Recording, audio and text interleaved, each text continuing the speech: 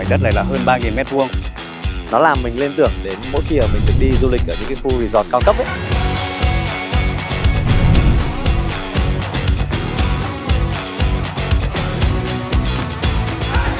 Ý tưởng là như hai cái cánh tay dâng hoa lên Chúa. Những vết đồi mồi và vết mũi cắn cũng còn nguyên. Chú bò này là đang ở tuổi dậy thì hay sao ấy nhỉ? Nhiều người có đặt ra câu hỏi Việt có phải là Rick Kid không?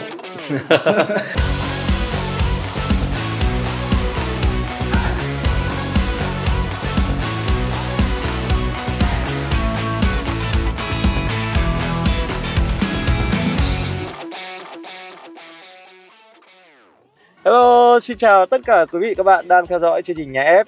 Ngày hôm nay thì Tiến Duy đang lang thang một mình ở trên một con đường ven biển rất là đẹp thuộc Đồng Châu này, Tiền Hải. Trước đây thì sẽ là Thái Bình, còn bây giờ thì đã là Hưng Yên rồi thưa quý vị và các bạn. Như mọi người thấy thì trên dọc con đường này thì một bên trải dài là biển Cồn Tiên, bên kia là cánh đồng lúa. Nhưng mà mọi người yên tâm, ngày hôm nay thì chúng ta sẽ không phải một mình quá lâu đâu, bởi vì ngay bây giờ thì mình đang trên đường để đến thăm một người bạn của mình, cũng là một kiến trúc sư vừa mới hoàn thiện một cái ngôi nhà rất là nho nhỏ ở quê thôi, loanh quanh đâu đấy khoảng tầm 1.000 mét vuông. Và trong chương trình ngày hôm nay thì Nhà Ép xin phép mời mọi người hãy theo chân anh em mình đến tham quan cái công trình ngày hôm nay nhé, để xem là một ngôi nhà được thiết kế này, được hoàn thiện bởi một kiến trúc sư thì nó sẽ trông như thế nào. Ngay bây giờ chúng ta sẽ cùng nhau trải nghiệm. Xin mời.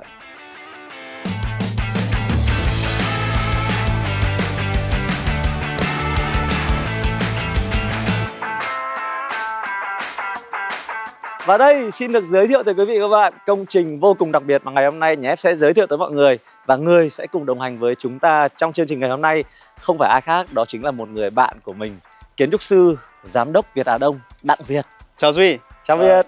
Ngọn gió gì mà đưa người nổi tiếng đến nhà tôi thế này? Ngọn gió ngày hôm nay đưa mình đến đây đó chính là thứ nhất là Đặng Việt, và thứ hai là công trình mà Đặng Việt vừa mới hoàn thiện ở trên chính mảnh đất quê hương của mình. Rất cảm ơn Việt ngày hôm nay đã nhận lời mời của Nhà Ép để xuất hiện trên chương trình, cũng như là chia sẻ với các khán giả đang theo dõi chương trình ngày hôm nay về một cái công trình rất là đặc biệt của gia đình mình.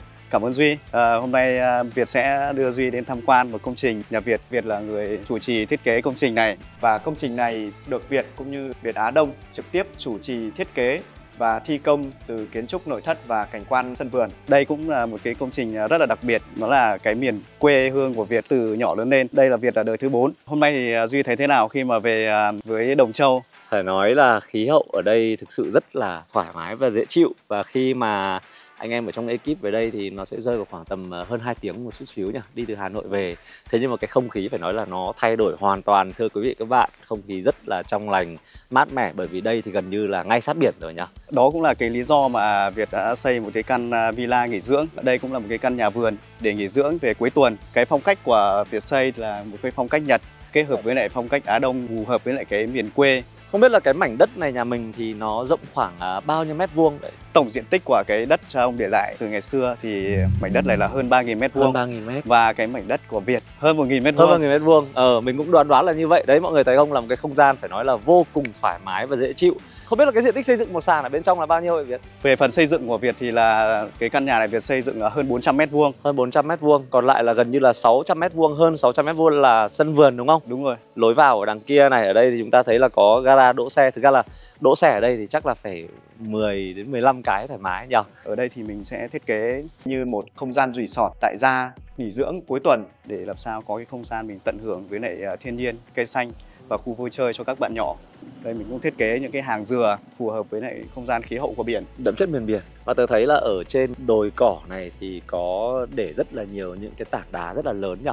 Không biết là mình có phải cất công sưu tầm gọi là kỳ công lắm không hả Việt?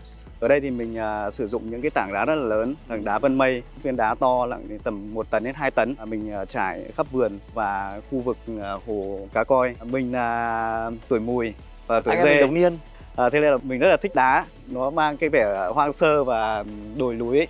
Đúng rồi. Đấy, những buổi chiều thì ở đây thì rất là mát, gió mát. Buổi chiều thì ở biển của mình ấy, thì nước sẽ trào và gió rất là mát.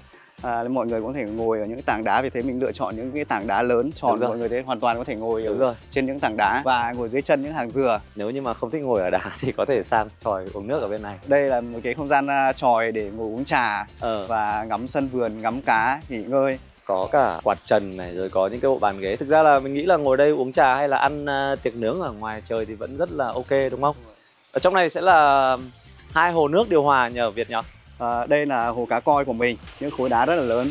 Và thực là một cái khu vườn được chăm chút rất là cầu kỳ, rất là tỉ mỉ, từng chi tiết một. Mọi người thấy là Việt cũng có trồng rất là nhiều loại cây ở đây. Việc có nói là đây là một căn nghỉ dưỡng đúng không? Thì chắc là thường sẽ về đây vào dịp cuối tuần nhỉ? Thì những cái cây này mình nghĩ là cũng sẽ trồng những cái cây mà nó dễ chăm sóc đúng không? Ở đây thì mình cũng trồng những cái cây nó cũng rất là thuần Việt. Ví dụ những cây chuối và cây tùng Việt và thông Việt, để làm sao mình chăm sóc nó sẽ đơn giản hơn, và cái cây bền hơn. Đúng rồi.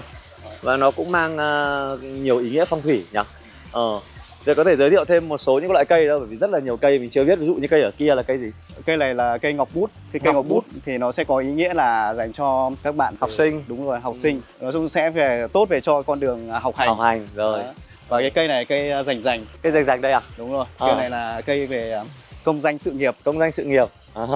Như mình vừa nói thì tất cả cây ở đây đều rất là dễ chăm sóc. Và ngoài ra thì cái khu vườn này chắc là Việt cũng thiết kế thêm cả hệ thống tưới tự động nữa đúng không? Đúng rồi, toàn bộ sân vườn của mình là thiết kế tự động hết. Và cài đặt là từng giờ để tưới. Và mình có thể điều khiển từ xa. Hay, đây có cả cam để theo dõi ở đây nữa. Ở đây thì căn nhà mình thì hệ thống an ninh thì là bao quanh luôn. Full option hệ thống an ninh. Bởi vì là cái căn này nó có diện tích khoảng hơn 1.000 m², cho nên cái việc mà phải bố trí một số những cái camera để mà quan sát đó là việc mà rất là cần thiết rồi. Ở đây là cái không gian sảnh, Duy có thấy cái bậc ngũ cấp này. Chắc là không chỉ là mỗi Duy đâu mà tất cả các khán giả đang theo dõi chương trình ngày hôm nay cũng đang thấy là cái lối đi vào nhà phải nói là quá là hoành tráng. Nó làm mình liên tưởng đến mỗi khi mà mình được đi du lịch ở những cái khu resort cao cấp ấy. Đấy, bậc lên rất là rộng này, và cái chiều cao nó rất là thích hợp để cho ai cũng có thể là di chuyển một cách hết sức là dễ dàng để đi lên nhà được. Ở đây là mình tạo cái không gian bậc sảnh này thì là để đi lại và tạo cái hiệu ứng. Mình rải sỏi và đá, và đây là mài hiệu ứng, mài bê tông hiệu ứng, tạo cái nét tự nhiên. Vừa nãy thì Việt cũng có giới thiệu tới mọi người là đây là một cái công trình nghỉ dưỡng của gia đình và nó mang một cái kiến trúc hết sức là độc đáo. Vậy thì Việt có thể chia sẻ thêm cho mọi người được biết là tại sao mà Việt lại lựa chọn phong cách này để áp dụng cho ngôi nhà của mình được không? Đây là cái kiến trúc của Nhật, nhưng mà cũng đã được Việt thay đổi cũng khá là nhiều để phù hợp với lại cái văn hóa vùng miền ở khu vực này và ngôn ngữ mà mình hướng đến. Và đặc biệt ở đây là gió biển, và một năm ở khu vực này thì có thể hứng chọn đến 10 mấy cơn bão. Rất là lớn. Do vậy là bão cấp 10 mấy, 15, 16. Thế nên là mình đòi hỏi mình phải thiết kế làm sao nó vững chãi, được an toàn trong ngôi nhà. Ví dụ là hệ thống tường của mình là toàn bộ mình xây bằng tường 30. Mình cũng thiết kế là một tầng thôi, và các cái đường hắt trần này thì ốp trên là toàn nhôm gỗ. Nhôm gỗ thì chịu được cái sự muối biển về là nắng gió. Mình thiết kế giật cấp phẳng luôn bằng trần bê tông. Và chiếc trần bê tông này thì mình cũng đổ mái vát chéo và đổ hoàn toàn bằng bê tông luôn. Thế nên là khi mà gió bão thì người ta sẽ chỉ lùa bên dưới và không lùa được vào bên trên.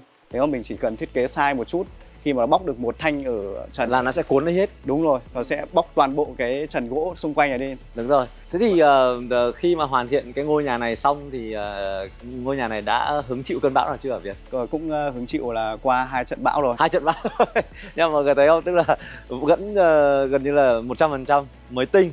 Một phần nữa ấy là do Việt cũng sử dụng cái sơn, đây là sơn hiệu ứng đúng không? Với khí hậu ở vùng biển của mình ấy, mùa đông thì rất là lạnh, mùa xuân thì rất là lồm, và mùa hè thì rất là nóng. Thế nên là mình sử dụng cái sơn bắn đá. Sơn bắn đá đây này. Đó, mọi người thấy không? Đây, sơn bắn đá này mình sử dụng cái sơn là sơn hạt nhỏ, tạo cái hiệu ứng để nó phù hợp với kiến trúc. Nếu như mà mình sử dụng cái sơn hạt to ấy, thì nó sẽ phá đi cái kiến trúc này. Sơn hạt to thì nó sờ vào thì cái bề mặt nó sẽ thô ráp hơn rất là nhiều nhỉ. Và những cái hạt nó nổi lên nó to hơn và nó sẽ không phù hợp với cái kiến trúc này. Kiến trúc này về mịn nhìn thì tưởng là sơn bình thường nhưng mà thực tế là sơn đá. Đúng rồi. Nó rất là sang. Đúng rồi. Vừa sang mà nó lại có một cái tính năng rất là hay, đó chính là chỉ cần mưa lớn thôi, khi mà nước hoặc là mình sử dụng vòi xịt ấy, mình xịt vào đây là nó sẽ tự làm sạch được luôn, rất là sạch. Đó, thì đây cũng là những cái gợi ý, những cái tip nho nhỏ nếu như mọi người mà cũng có những cái công trình mà ở những cái vùng có khí hậu khắc nghiệt thì có thể áp dụng vào nhé. Từ phần mái, kết cấu cho đến phần sơn ở bên ngoài đều từ chia sẻ của một kiến trúc sư. Đấy, có một căn nhà mà phải nói là ở một cái vùng rất là khắc nghiệt nhỉ. Và ở cái trần của cái căn nhà bánh Nhật này, khi mà nhìn thấy thì ai cũng phải rất là ấn tượng. Trên mái dùng ngói phẳng thì nó tạo cái hiệu ứng nó trơn, nó rất là đẹp. Bình thường những căn kia thì những cái sóng gờ lên, cái đây là tạo phẳng. Nhưng không biết là với cái phần mái dốc như thế này, mái gần như là ngói đúng không? thì mình có áp dụng những cái công nghệ hay những cái bí quyết gì để giúp cho mái nó chắc chắn trước những cái cơn bão hoặc là những cái cơn gió mạnh không hả Việt? Ở đây thì cái khung thép của mình thì sử dụng toàn bộ bằng cái khung thép bằng inox. Inox. Bình thường sẽ dùng sắt thép hộp thôi, nhưng mình sử dụng bằng inox và loại bản to dày. Mọi người cũng gọi là nhớ hoặc là ghi lại những cái kinh nghiệm mà Việt vừa chia sẻ đấy, bởi vì là Việt cũng có nói mình là đây là một công trình mà Việt chắp bút từ những cái mà nhỏ nhất ban đầu nhỉ, từ cái layout này cho đến cái thiết kế tổng thể, rồi là đến cái phần nội thất ở bên trong, đến cái không gian sảnh đấy, thì có thể thấy được, bởi vì là nghỉ dưỡng Việt ưu tiên những không gian sảnh lớn. Đúng và rồi. thỉnh thoảng là gia đình cũng có những cái sự kiện như là giỗ chạp hay là ở quê mà thì rất là đông người, nên những không gian sảnh làm sao mình tạo ra cái hơi hướng là vừa nghỉ dưỡng vừa là sang trọng để đón tiếp Đúng khách. rồi. Chắc chắn là khi mà khách đến chơi nhà mà bước qua cái phần sảnh này thì cũng đều có cái cảm giác được chào đón và được cảm thấy rất thoải mái. Với cái kiến trúc của cái căn villa này thì là Việt thiết kế không gian mở hoàn toàn. Tất cả các phòng đều có thể đi liên thông ra xung quanh, không cần phải đi ra phòng khách mà có thể đi liên thông ra sân vườn được hết, cả mặt trước mặt sau. Và vừa rồi là những chia sẻ hết sức là giá trị của Việt về ngôi nhà của mình, về những không gian sân vườn lẫn thiết kế ở bên ngoài. Và mình tin chắc là khán giả của chương trình Nhà Ép đang rất là tò mò không biết là cái thiết kế bên trong như thế nào. Vậy thì Việt có thể mời mọi người cũng như là Nhà Ép vào tham quan cái không gian bên trong được không? Ok, mời Duy. Cảm ơn Việt.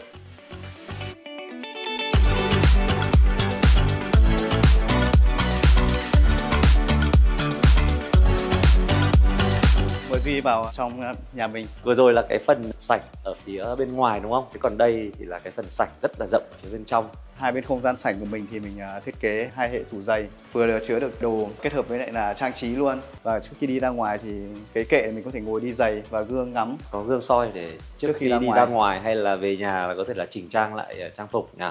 Quá tiện. Mới chỉ là ở phần sảnh thôi mà chúng ta đã thấy được là cái bố trí rất là khoa học này. Chưa kể lại còn rất đẹp, thì hứa hẹn là ở bên trong này sẽ còn rất nhiều điều thú vị đang chờ đợi chúng ta khám phá. Bởi vì mọi người biết sao? Vì đây vừa là nhà của một kiến trúc sư, lại là ông chủ của một công ty chuyên về đồ nội thất gỗ ốc chó nữa, thì chắc chắn là sẽ có rất nhiều điều đặc biệt để chúng ta phải cùng nhau khám phá rồi. Tiếp theo nhỉ, ở phía bên trong này thì Việt có thể chia sẻ với mọi người xem là cái layout, cái không gian được gia đình mình phân chia như thế nào không? Bởi vì là Duy có nghe nói là đây là một công trình mà Việt gần như là thiết kế ngay từ những công đoạn mà nhỏ nhất, những công đoạn mà gọi là ngay từ cái giai đoạn khởi đầu nhỉ, là cái giai đoạn layout, phân chia mặt bằng. Bắt đầu để mà thiết kế cái căn villa nghỉ dưỡng này là mình đã quyết định xây trong vòng 1 ngày. Đúng 1 ngày là mình đã quyết định mình xây. Và cái không gian này mình làm hướng đến cái kiểu về nghỉ dưỡng, về cuối tuần. Thế nên là mình ưu tiên những cái không gian về sảnh, khu đón tiếp khách và các phòng không gian về sinh hoạt chung của đại gia đình. Cái căn biệt thự này thì mình thiết kế là gồm không gian phòng khách, phòng bếp và phòng thờ và 5 phòng ngủ. 5 phòng ngủ. Và theo như quan sát ban đầu của Duy thì Duy thấy đây là một công trình chắc chắn là nó mang cái phong cách Nhật ở phía bên ngoài, nhưng ở bên trong đậm nét Á Đông, Việt Á Đông, với cái không gian nội thất mang hơi hướng hiện đại này. Và chắc chắn là không thể thiếu một trong những vật liệu mà gọi là thế mạnh và tạo nên rất là nhiều những cái sức hút đối với khách hàng của Việt Á Đông, đó chính là gỗ ốc chó. Đây thì mọi người thấy là ngay kể cả cái bàn, đây là bàn console nhỉ, đặt ở cái phần sảnh này cũng được làm bằng chất liệu gỗ ốc chó, và phải nói là nó có một cái hình dáng rất là duyên dáng. Không biết là ông chủ có thể chia sẻ thêm về những cái thiết kế này được không? Ở đây thì giữa trung tâm sảnh thì mình sẽ lấy hình tròn làm chủ đạo. Không gian trần tròn và hệ thống đèn chùm cũng sẽ tròn. Và điểm nhấn ở đây là chiếc bàn hòa này. Thì với chân bàn được thiết kế như hai cánh tay đang đỡ hoa dâng lên Chúa. Thế chứng tỏ đằng sau đây chính là không gian thờ đây đúng không Việt ơi? Đây là không gian linh thiêng của ngôi nhà này. Và không gian phòng thờ thì mình cũng thiết kế một cái bức vách, vừa là cửa gập được 4 cánh. Bức này là bức xuân hạ thu đông. Xuân hạ thu đông. Rồi, và cũng là chất liệu gỗ ốc chó đây nhỉ? Toàn bộ bằng gỗ ốc chó. Gỗ ốc chó. Cái không gian phòng thờ ở bên trong nhà Việt thì cũng được đặt ở một vị trí gần như là trang trọng nhất, nhưng mà nó cũng rất là riêng tư cũng như là kín đáo. Những cái dịp mà lễ Tết hay là những ngày giỗ chạp hay là khách khứa thì Việt có thể mở toàn bộ hệ thống cửa này ra. Tớ thì tớ thấy là bình thường thì trong những cái không gian thờ tự của những cái công trình khác ấy là mọi người sẽ sử dụng gỗ thịt như là gỗ hương này, gỗ gõ đúng không? Đó, thế nhưng mà ở không gian này thì dùng loại gỗ mà phải nói là tạo nên thương hiệu của Việt Á Đông vẫn rất là phù hợp thưa quý vị các bạn. Nó vẫn rất là ấm áp này, vẫn mang lại vẻ gì đấy rất là trang nghiêm. Việt có thể chia sẻ thêm về những cái không gian ở trong cái ban thờ này được không? Về cái phong cách thiết kế về bên đạo Thiên Chúa ấy, thì rất là đơn giản, nó không cầu kỳ như là đạo Phật. Mình cũng làm rất nhiều công trình thiết kế về đạo Phật thì cần có những cái nét riêng, và đạo Thiên Chúa thì phải có nét riêng. Đạo Thiên Chúa thì thường sẽ đơn giản và tối giản hơn. Mình cũng thiết kế làm sao để nó có sự tinh tế. Như không gian phòng thờ này thì toàn bộ mình sử dụng bằng gỗ ốc chó rồi. Nhưng mà những cái điểm nhấn như bên cạnh đây, bức vách này, mình làm bằng bức sơn mài mạ vàng, tạo hiệu ứng rất là đẹp. Còn đây là bức tranh gia đình Thánh Gia. Đây là một cái tấm gỗ ốc chó dày, mình đục bằng gỗ ốc chó. Đục rồi là chạm khắc bằng gỗ ốc chó luôn, nguyên khối đây nhỉ? Đúng rồi. Giới thiệu với Duy thì đây cũng là một cái góc giải trí của các bạn nhỏ của gia đình. Có một chiếc đàn piano ở đây này. Nhà Việt là có 2 bạn gái và 1 bạn trai đúng không? Đúng rồi. 10 điểm. Có bạn trai và 2 bạn gái. Thế là bé nào là chơi đàn ở đây? Hay là cả 3 bạn là biết chơi đàn? Cả bạn trai và bạn gái thì đều chơi được đàn, piano, và riêng có bạn trai thì bạn chơi cả đàn guitar. Quá đa tài giống bố mọi người ạ. Cái góc này thì mình cũng lên ý tưởng để thiết kế cho các bạn. Duy có thể xem cái vách này thì có nhận xét gì không? Theo mình thì mình đoán đây là, bởi vì đây là một cái công trình rất là gần biển cho nên mình đoán đây chính là họa tiết sóng biển. Không biết là có đúng không? Cũng đúng, gần đúng rồi, đúng một phần rồi. Đây là mình cũng cách điệu từ những cái làn sóng biển kết hợp, và đấy nó cũng là một cái hình dáng của chiếc đàn guitar. Đúng. Nó sẽ có cái hình bầu, hình cong lượn lên. Và khi mà mình sử dụng những cái đường nét mềm mại ở trong một không gian mà nó mang đậm tính nghệ thuật như thế này thì rõ ràng là rất là phù hợp nhỉ? Làm sao để cho các bạn ấy có những cái tư duy để sáng tạo, rồi để uyển chuyển trong những cái môn nghệ thuật của các bạn ấy. Đúng rồi, bởi vì là như mọi người biết thì khi mà chúng ta ngồi đây ở trong một không gian để mà chơi đàn thì cái cảm hứng cũng luôn luôn là những cái điều rất là quan trọng nhỉ? Và cách bố trí một chiếc đàn piano đây thì Duy thấy là cũng rất là hợp lý, bởi vì khi mà các bạn nhỏ ngồi đây đánh đàn piano, đàn guitar thì rõ ràng là tất cả các thành viên trong gia đình là đều có thể nghe được tiếng đàn phát ra từ cái không gian này.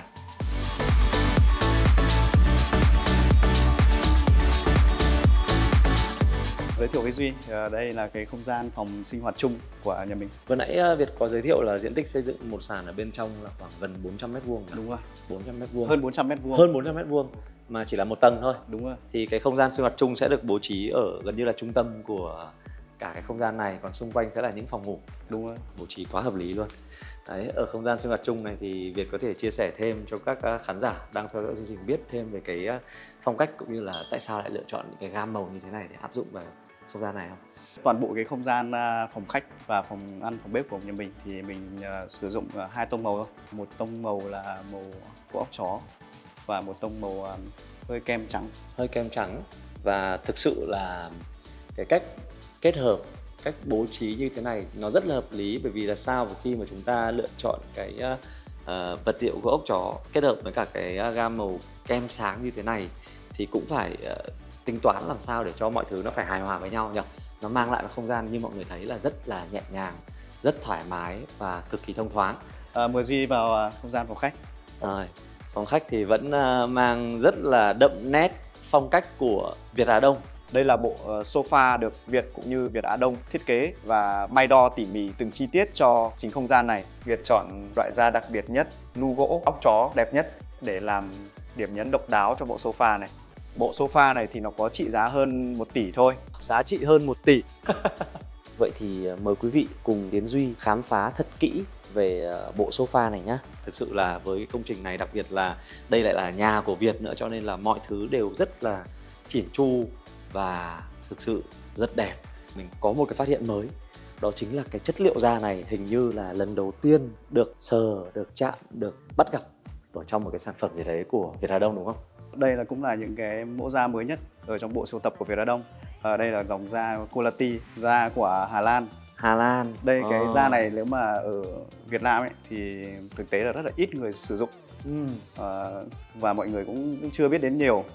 Đây này, mọi người thấy không, là chắc chắn là có những cái mà mọi người sẽ chưa thể cảm nhận được giống như là trực tiếp Tiến Duy đang cảm nhận, nhưng mà khi mà chúng ta sờ vào cái chất liệu da này thì nó gần như là da nguyên bản của một chú bò nhỉ? Đúng rồi, cái da này ấy, thì là sử dụng nguyên 100% là da tự nhiên. Và khi mà con bò bóc ra ấy, bình thường những da bò làm nội thất sẽ bóc ra tầm khoảng 3 đến 4 lớp. Nhưng mà con bò này sẽ giữ nguyên. Giữ nguyên luôn. Giữ nguyên, và khi mà thuộc thì thuộc hoàn toàn và thuộc bằng tự nhiên, chứ không thuộc bằng hóa chất. Cho nên là mọi người thấy không, là ngay kể cả cái chuyện là màu sắc của nó này, hay là khi mà chúng ta sờ vào trực tiếp, chạm vào đây thì và những cái đường gân của con bò còn nguyên gân này. Và những cái vết đồi mồi và vết mũi cắn cũng còn nguyên. Vẫn còn nguyên luôn. Đây mình nhìn thấy có cả vết mụn này, hình như là chú bò này là đang ở tuổi dậy thì hay sao ấy nhỉ? Không biết là Duy có được ngồi lên thử không? Mời Duy. Ok. Đây cũng là cái chiếc ghế mà Việt yêu thích nhất. Và khi mà ngồi ở đây, cảm giác nó rất là thoải mái. Độ may da, độ mút và những cái đệm nó thứ nó vừa đủ, nó ôm người và nó rất là dễ chịu. Và đặc biệt cái da này nó mang lại cái cảm xúc.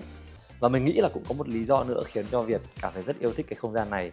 Đó chính là vị trí ngồi. Bởi vì khi mà Việt ngồi đây đang thư giãn thì chỉ cần quay lưng, đứng dậy, mở rèm là chúng ta lại có thể bước ra cái khu vườn rất đặc biệt ở phía bên ngoài rồi. Khi mà mình ngồi đây thì mình có thể view toàn bộ cái hồ cá coi, toàn bộ sân vườn xung quanh. Nhất là những ngày nào mà mát trời nhỉ, thì thậm chí là ở trong nhà không cần bật quạt luôn. Chỉ cần mở cái cánh cửa này ra thôi là cái không khí trong lành, gió biển có thể thổi vào trong nhà. Ở đây thì Việt cũng thiết kế những cái mảng đá phẳng đấy, để mà khi mình bước ở đây mình ra hồ cá, mình ngắm cá rồi là bước có thể liên thông đi xung quanh. Đúng rồi. Đúng là với thiết kế này thì nó sẽ rất chính xác với câu nói là một bước chạm tới thiên nhiên. Khi chọn sân vườn cảnh quan, ở đây cũng có cây thông dáng huyền che chắn ở trên cái cửa. Và nó vươn ra phía hồ cá nữa nhỉ. Đúng là hay thật, vừa mở cửa ra là không khí thay đổi hoàn toàn mọi người ạ. Rất là mát mẻ này, rất thoải mái, có tiếng nước chảy róc rách. Nói là đây chính là cái không gian mà nó mang tính chất chữa lành. Bởi vì là như Việt ấy, thì ở trên thành phố là công việc cũng rất là bận rộn đúng không? Đôi khi là phải đi đây, đi đó, đi rất nhiều công trình. Cuối tuần chở gia đình cũng như là mời một vài người bạn về đây mà hưởng cái bầu không khí này thì rất là phù hợp, rất hay. Cũng là cái không gian để mình lấy lại năng lượng, để mình sáng tạo tốt hơn. Đúng rồi, đấy chính là cái không gian mà chữa lành. Nó mới đúng câu nói là nhà là nơi để về đấy bạn ạ. Còn ở phía bên này chính là những thiết bị giải trí ở bên trong nhà của Việt. Việt ơi, Việt có thấy ai trông quen ở đây không? Thế như bạn mình càng ngày càng phong độ hay sao nhỉ? Bạn có thấy thế không? Tớ chắc chắn luôn. Mọi người, từ các khán giả của JF đang theo dõi chương trình ngày hôm nay sẽ nhận ra ngay. Ok. Để có thể chia sẻ thêm về cái không gian này được không? Cái vách tivi mình cũng sử dụng những cái đá tự nhiên. Đá tự nhiên đây. Là chọn những cái vân đá nhẹ nhàng, hai bên là kệ gỗ ốc chó. Bởi vì là với cái gỗ ốc chó này Việt cũng đã thiết kế và thi công sản phẩm gỗ ốc chó thiết kế nhà tầm 15 năm nay rồi. Thì mình cũng có đúc kết những cái kinh nghiệm. Đúng rồi. Rất là nhiều cái kinh nghiệm, có nghĩa là những cái sản phẩm mình làm càng đơn giản, càng tinh tế. Chính xác. Thì cái độ bền càng lâu dài. Chính và xác. Sẽ đỡ bị lỗi mốt. Chính xác. Ngay cả kinh nghiệm của tớ khi mà đi rất là nhiều công trình rồi thì tớ thấy là hiện nay cái xu hướng mà các bạn trẻ thành đạt sớm mà xây dựng tổ ấm, xây dựng những cái công trình của riêng mình thì lựa chọn gỗ ốc chó rất là nhiều. Bởi vì trái với quan niệm trước đây là khi mà chúng ta bắt đầu có tuổi rồi với nghĩ về nội thất gỗ nhiều thì đấy là ngày xưa thôi. Còn bây giờ khi mà chúng ta biết cách phối các cái vật liệu với nhau, các gam màu để làm sao cho nó tối giản, để làm sao cho nó trẻ trung hiện đại thì thực sự là cái không gian nó vẫn rất là phù hợp đúng không? Đặc biệt là các bạn trẻ tuổi bây giờ lựa chọn rất là nhiều. Khi mà biết mình cái phối hợp thì không gian nó sẽ sang trọng. Chính xác. Đằng sau sofa này thì mình thiết kế cái không gian phòng khách này mình có thể đi vòng quanh được. Cái vách thì chọn cái bức tranh đá xuyên sáng. Tranh đá xuyên sáng. Duy có thấy cái bức này nó có cái gì? Bức này cũng rất là trừu tượng đấy. Nhưng mà thôi chắc là phải nhờ gia chủ bật mí luôn đi, bởi vì là nếu mà mình tưởng tượng thì chắc là nhiều ý tưởng lắm. Khi mà mình lựa chọn cái bức tranh đá này nó cũng có một điều đặc biệt. Có một con dê đang leo lên trên đỉnh núi. Có một chú dê đang leo lên trên đỉnh núi đúng không? Thế nhưng mà có một chú dê đang đứng ở trên đỉnh núi ở trong ngôi nhà ngày hôm nay mà mình có thể tìm thấy ngay, không cần đoán. Ngay ở đây. Đây là một cái khối gỗ ngọc am, mình đã đục một bức tượng gia đình dê phù hợp với tuổi của mình ạ. Nhưng công nhận là cái gỗ ngọc am này có cái mùi rất là thơm nhỉ. Đặt ở cái không gian này thì nghĩ là tất cả những người mà ngồi ở trong phòng khách, ngồi trên những bộ sofa này thì vừa êm này và mình cũng có những cái mùi hương thơm thoang thoảng rất thú vị. Ngay phía bên cạnh của khu vực phòng khách đó chính là cái không gian của bàn ăn này. Phải nói là bàn ăn cũng có thiết kế rất đẹp, người ta công nhận luôn. Và nó được kết hợp giữa hai loại vật liệu này. Như ban đầu mình quan sát thấy là ở đây vừa có gỗ ốc chó, bên này sẽ là đá thạch anh. Đá thạch anh đúng không? Cái này hình như là cũng nằm ở trong bộ sưu tập mới năm nay thì phải. Đây cũng là cái bộ sưu tập mới và cũng hiện diện là mới nhất ở trong công trình của nhà Việt. Cách điệu giữa đá và gỗ làm sao để nó hài hòa. Có nhiều khách hàng vừa thích đá và gỗ kết hợp với nhau, nên mình cũng tạo nên hai cái điểm nhấn gỗ óc chó nó rất là lớn ở hai mặt. Phần đá này là dùng Vicotone phù hợp với khí hậu như chỗ nhà Việt, có mùa thì rất là lạnh, mùa rất là nóng. Nên mình sử dụng cái vật liệu kết hợp hai cái vật liệu này để trung hòa với nhau. Đúng rồi. Để như thế này thì nó dễ dùng, vệ sinh thoải mái luôn nhỉ. Tại vì đây là của Vicostone, mặt đá nhân tạo đúng không? Đúng rồi. Đúng rồi. Và mình có để ý là khi mà đứng ở đây nhìn Việt ấy thì rất là ấn tượng với hai cái bức tranh ở phía sau lưng. Không biết là của họa sĩ nào vậy Việt? Việt có thể chia sẻ thêm không? Hai bức tranh này là trực tiếp là mình là người vẽ luôn. Ồ, thật đó? Họa sĩ Đặng Việt à? Đúng rồi. Ồ, không ngờ là đấy, mọi người thấy không? Anh con trai thì biết đánh đàn piano này, biết đánh đàn guitar, thì anh bố biết vẽ, biết tất cả mọi thứ, biết thiết kế, biết rất nhiều thứ. Nói chung đây cũng là một người mà mình cực kỳ ngưỡng mộ, thưa quý vị và các bạn. Quay trở lại bức tranh này thì Việt có thể chia sẻ thêm về ý nghĩa của nó được không? Từ thời sinh viên thì mình cũng đã vẽ tranh sơn dầu, thường gọi cũng là một cái môn học của Việt, sơn dầu, sơn mài.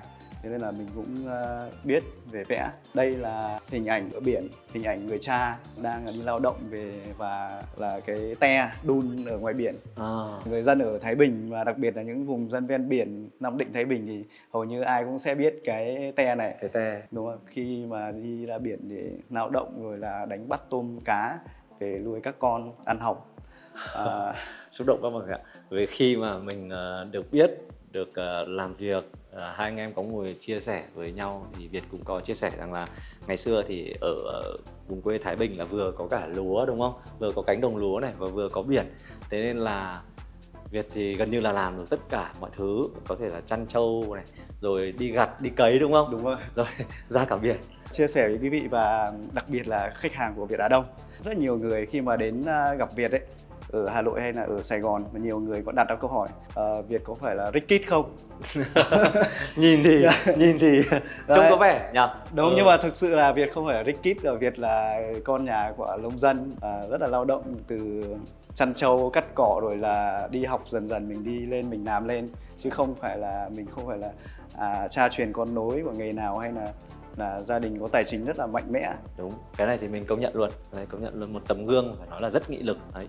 Như mình là gần như là mình lớn lên từ thành phố, cho nên là khi mà mình nhìn những bức tranh như này thì có thể là mình không thể hiểu hết được ý nghĩa của nó đâu, nhưng mà mình vẫn đồng cảm được với những gì mà Việt đã cố gắng và đã trải qua. Ở bên này là một bức tranh về cánh đồng lúa đúng không? Đây là mình cũng vẽ một bức tranh cánh đồng lúa. Bên kia thì là một cái bức tranh người cha lao động về cạnh biển. Và Thái Bình thì là vừa có biển vừa có lúa. Đây là những cái bức tranh gọi là bức tranh thành quả, có đồng lúa chín, những bông lúa rủ chịu nặng luôn, rất chịu nặng. Đúng rồi. Đấy là cái thành quả. Đấy, cái bức tranh này nó ý nghĩa hơi trừu tượng nhưng mà nó là ý nghĩa như thế. Đúng rồi, nó cũng thể hiện một cái sự gì đấy đầy đủ, sung túc đúng không? Mình có quan sát thấy là có một bức tranh nữa cũng rất là đặc biệt, nhưng mà thôi, từ từ hãy bật mí với mọi người đúng không? Bây giờ anh em mình tiếp tục đi sang những không gian còn lại đi. Phòng bếp. Như ở đây chính là không gian phòng bếp đúng không? Đây là cái không gian bếp của nhà mình, thì mình sử dụng cái quầy bar này, thì nó cũng là cái quầy bar độc bản. Rất là mới mẻ và chỉ đang xuất hiện ở trên nhà của Việt. Tức là gần như đây là mẫu mới nhất đây.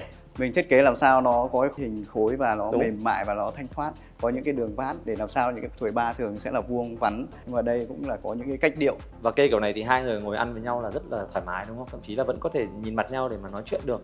Bởi vì nếu như mà chúng ta kê theo cách thông thường là hai người ngồi thẳng như thế này thì khi mà chúng ta ngồi nói chuyện với nhau sẽ rất là khó đúng không? Nhưng mà với cách sắp đặt như thế này thì đấy. Và các bạn trẻ ở nhà mình thì các bạn rất là thích ngồi, các bạn sẽ ngồi ở trên này ăn nhanh buổi sáng. Ăn nhẹ, ăn sáng đấy. Chậu rửa ở đây thì rất là linh hoạt nhỉ. Và có thể cái vòi này mình sử dụng nhiều nhất. Chậu rửa này mình sử dụng nhiều nhất, rất là tiện. Và khi cái không gian này nó thoáng thì mình có thể mình thích có cái cảm xúc để đến đây mình rửa nhiều hơn. Đúng rồi, đi vào trong không gian bếp kia. Đúng rồi, chắc chắn rồi. Mọi người biết sao? Bởi vì chính cái bàn đảo này nó giống như là một cái sân khấu ấy. Khi mà chúng ta đứng đây chế biến thực phẩm, rửa dọn thì vẫn có thể kết nối được với những thành viên khác trong gia đình đang ngồi ở cái bàn ăn hay là đang ngồi ở bên khu vực sofa. Công nhận hay thật. Thế còn ở trong này mới là trong này thì bếp này. sử dụng toàn bộ bằng gỗ ốc chó ốp cuốn quanh trên trần. Ở phía sau đây thì cũng là cái nhà vệ sinh.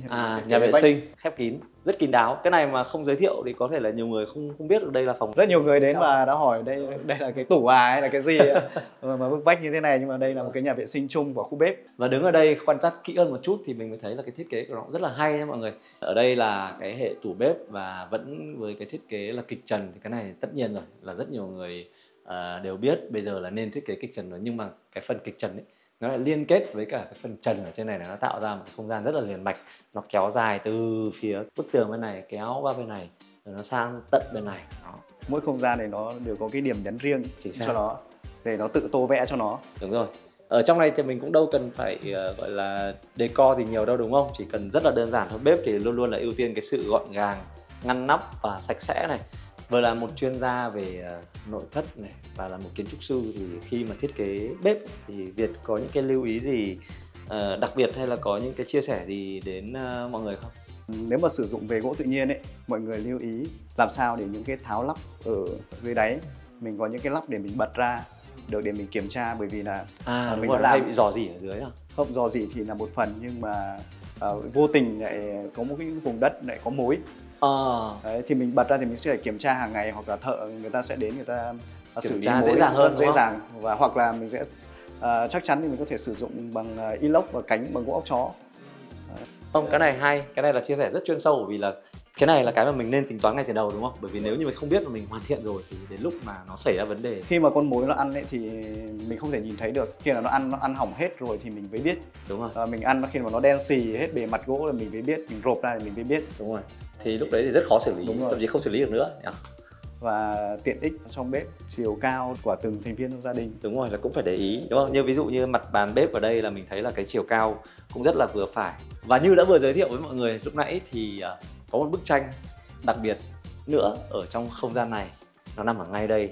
Đó, mọi người thấy sao ạ? Giới thiệu Easy thì đây là một bức tranh sơn mài khá là kỳ công, mình cũng làm tặng cho 3 bạn nhỏ nhà mình. Đây là bạn con trai lớn, bạn con gái thứ hai và bạn con gái út. Đây là ngồi trên một cái bãi cỏ đúng không? Đây là mình cũng khảm những cái chai, những con trâu, đây cũng là tí tuổi thơ thả diều của mình. Vỏ trứng, trâu này rồi cánh diều này, đó, bức tranh rất là hay. Rất ý nghĩa. Có cả cái tuổi thơ của bố và mình tái hiện cho các con ở trên đây. Ở đây những cái khảm cả vỏ trứng và một chút vàng nhẹ nhàng. Và hay. Và các bạn có biết một điều gì không? Đó chính là tất cả những cái bức tranh mà mọi người vừa thấy từ nãy đến giờ, 3 bức tranh là gần như là chỉ có một bản duy nhất ở đây thôi. Đúng rồi. Không có bản thứ hai, bản và thứ không ba có bản thứ hai. Cái không gian nối liền giữa phòng khách và phòng ăn thì mình thiết kế cái hệ trần liền mạch luôn, chạy dài từ hai không gian sang bên nhau, rất là lớn và thoáng. Và cái hệ trần này là hình trần chữ ngã. Chữ ngã tức là nó cong như thế này. Nó cong, nó vừa cong vừa lượn. Thi công rất là kỳ công, đòi hỏi tay nghề của thợ đó. Kỳ công như thế thì mới ra được một cái phần trần nó là rất là duyên dáng. Nó sẽ có một cái không gian riêng và độc bản riêng cho mình. Nó cũng có những cái sự tinh tế ở trên đấy, vừa độc đáo vừa tinh tế, nên là nếu như mọi người mà xem chương trình ngày hôm nay thì mọi người có thể áp dụng cái thiết kế này nhá. Nhưng mà chắc chắn là cũng phải tìm được đội thợ ưng ý đấy nhỉ. Không biết là ở trong cái căn nhà của mình thì có tổng cộng là bao nhiêu phòng ngủ? Căn nhà của mình thì tổng cộng là 5 phòng ngủ. 5 phòng ngủ, một tầng thôi, cho nên là cả 5 phòng ngủ sẽ đều được bố trí ở phía dưới tầng 1 đúng không? Mình thiết kế không gian chính để làm sao các phòng ngủ vây quanh, và cái phòng ngủ mình cũng không làm quá cầu kỳ. Thành viên trong gia đình để quây quần với nhau, bởi vì cuối tuần mình mới về mà. Nên là cái không gian các thành viên trong gia đình mình cần có sự liên kết và gắn kết với nhau trong gia đình. Thế cho mình hỏi nhỏ một tí nhé, là phòng ngủ của Việt thì nằm ở đâu? Mời Duy tham quan không gian phòng ngủ của mình. Ok.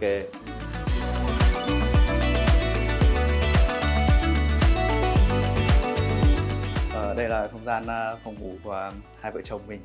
Trong phòng ngủ này thì cái phần sàn nó cũng khác ở bên ngoài này. Bên trong này thì cũng được sử dụng hầu hết là gỗ ốc chó nha mọi người. Khi mà bước vào đây thì mọi người sẽ thấy là đây sẽ là một phòng thay đồ luôn. Đúng rồi, đây có cái bước vào này là không gian phòng thay đồ. Bên này vừa là tủ trang trí, mình có thể những cái để túi xách rồi là mũ rồi kính rồi đồng hồ mình sẽ để ở bên vị trí này. Đúng rồi. Còn hai bên này là hai tủ áo của hai vợ chồng. Ở giữa thì bàn phấn, bàn trang điểm của vợ. Thì đang ngồi đây làm việc luôn cũng không sao cả.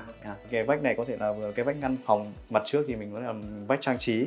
Mặt sau thì có thể làm tủ bày đồ, tủ trang trí. Đúng rồi. Và cũng che chắn cái bức gương rất là lớn ở trong cái phòng thay đồ này. Đúng rồi. So với giường. Đúng rồi. Nếu như không có chiếc tủ này, nó cũng đóng vai trò như là một cái vách ngăn đúng không?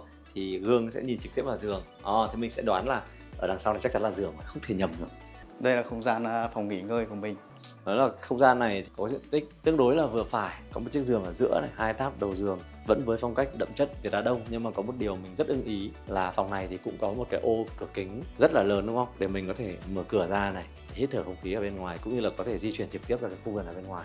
Cái phòng này thì mình cũng thiết kế ấm cúng một chút, nó sẽ sử dụng gỗ nhiều hơn, bởi vì phòng ngủ mình sẽ thiết kế nó trầm hơn một chút để khi nó vào cái giấc ngủ nó dễ hơn. Đúng rồi, vừa có cái không khí trầm ấm này, dễ chịu này, nhưng mà có một cái điều mình rất là ấn tượng đó chính là khi mà chúng ta cần ánh sáng ấy, thì cũng có rất là nhiều ánh sáng được cung cấp từ 2 cái cửa sổ ở 2 phía đầu giường, đúng không? Đó, mang đến những cái năng lượng rất là đặc biệt ở cái không gian phòng ngủ này. Chia sẻ với Duy, đây là cái mẫu giường huyền thoại ở trong cái về gỗ ốc chó. Từ cái ngày đầu mà mình khởi nghiệp được, mình đã cái mẫu giường này nó bán rất là chạy. Cái mẫu giường này nhìn nó rất là khỏe khoắn này, nó có một cái gì đấy nó mang lại cái cảm xúc, cái chân của nó cua gọn ở bên trong, đi cũng không bị vướng, đúng không? Đây này, đi thậm chí là hơi quạng ở trong này thì cũng không sợ bị vấp chân vào đây. Đúng. Có những năm đặc biệt ở bên Việt Á Đông đã bán cái mẫu giường này đến gần 200 chiếc. 200 chiếc là một con số rất là khủng khiếp đấy, thưa quý vị các bạn. Đủ cho thấy là tại sao mà mọi người lại yêu thích chiếc giường này đến như vậy, đúng không? Thế còn 2 cái táp đầu giường này thì sao? Tại vì mình thấy là nó cũng hơi mới, không biết là 2 táp giường này thì là 2 táp giường mẫu mới của mình, cũng thiết kế các cái ngăn kéo để đồ rất là tiện dụng. Và đặc biệt đấy là nếu như mọi người quan sát kỹ một chút thì mọi người sẽ thấy là đa phần những cái món đồ mà nó rất gỗ ốc chó ấy, nó sẽ thường được bo tròn ở phía các cạnh, cho nên là khi mà chúng ta phối kết hợp những cái món đồ này lại với nhau, ví dụ như là giường này, táp đầu giường này, hay thậm chí là cả cái vách trang trí ở phía đầu giường này, nó cũng đều là những cái đường cong, cho nên là khi mà vào phòng ngủ này thì rõ ràng là chúng ta sẽ thấy một cái cảm giác nó rất là tinh tế, nó rất là duyên dáng đấy. Đây cũng là cái không gian nghỉ ngơi của hai vợ chồng. Cái không gian này thì phải công nhận là vừa nhìn đã thấy chill rồi. Thường thì với không gian này thì Việt sẽ dùng để làm gì? Tất nhiên là ngồi rồi, nhưng mà ngồi làm gì? Thường thì mình sẽ ngồi suy tư, mình ngồi mình ngắm. Ngắm gì bây giờ cho mình ngồi thử được không? Ok. Đây, chiếc này cũng là bằng gỗ ốc chó kết hợp với lại da bò lộn. Rồi, công nhận là ngồi đây thì rất là êm rồi, nhưng mà ngồi đây chả lẽ là sẽ ngắm ra ngoài này. Rồi. Ui, vừa quay ra một cái thôi là rèm tự động mở. Và đấy, cũng tương tự như là khu vực phòng khách này, là chúng ta chỉ cần kéo nhẹ ra thôi là có thể hưởng trọn cái bầu không khí rất là trong lành, thư thái từ phía khu vườn ở bên ngoài thổi vào. Thế ngồi ở đây thì ngắm gọi là trọn vẹn luôn. Đúng rồi. Còn gì tuyệt vời hơn khi mà chúng ta được bắt đầu một ngày mới với một không gian như thế này nhỉ? Tưởng tượng là thêm một ly trà hay là một tách cà phê vào buổi sớm, xong rồi ngồi đây mà đọc sách, hay là ngồi đây mà theo như là lời Đặng Việt nói là suy tư, để suy tư nữa thì nhất. Ngoài không gian phòng ngủ master thì nhà mình còn 4 phòng ngủ nữa. Một phòng ngủ cho bạn con trai, phòng ngủ cho bạn con gái thứ hai và con gái thứ ba. Phòng ngủ kia cho khách và bố mẹ Việt thì thỉnh thoảng sẽ lên nghỉ ngơi ở trên này. Như vậy là có đến tận 4 phòng ngủ và thêm một phòng ngủ này nữa là 5. Và mình có để ý thấy là đứng ở đây nhìn vào trong kia là phòng ngủ nào gần như là cũng có cửa kính để nhìn ra cái cánh đồng lúa xanh bát ngát ở phía bên ngoài. Đúng rồi, tất cả các phòng ngủ đều có cái view ra cánh đồng, và toàn bộ các cái phòng ngủ đều có cái cửa để mình liên thông, mình đi ra các sân sau. Đều có cửa đi ra sân sau. Đúng rồi. Rất là hay nhá. Có một cái phát hiện mới này là nhà này của Việt ấy là ban ngày thì có thể đón bình minh ở phía biển. Đúng rồi. Thế còn buổi chiều lại là hoàng hôn ở phía cánh đồng nữa.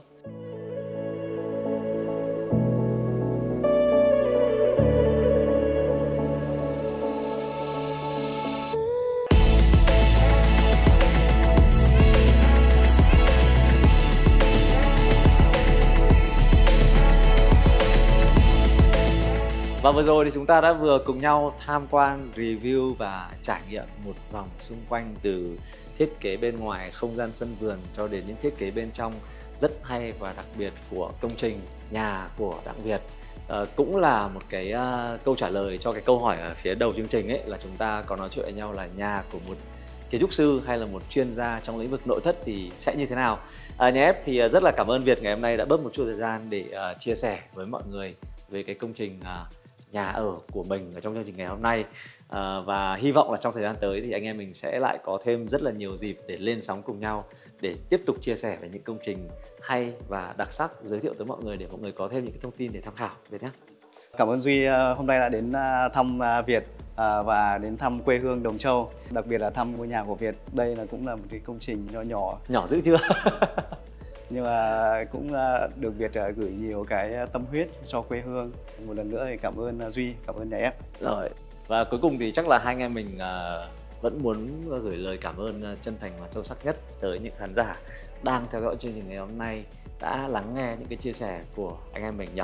Và hy vọng là cũng thông qua chương trình ngày hôm nay thì mọi người đã có thêm những cái thông tin hết sức là thú vị, nếu như mọi người mà cũng yêu thích phong cách nội thất gỗ ốc chó và trong tương lai mọi người có ý định xây dựng những cái công trình thì có thể liên hệ với Việt Á Đông xem sao, đúng không? Và chắc chắn là sẽ có những cái ưu đãi đặc biệt thú vị dành cho những khán giả mà theo dõi chương trình nhà ép. Rồi, cuối cùng thì xin chào, cảm ơn và hẹn gặp lại mọi người nhé. Bye bye.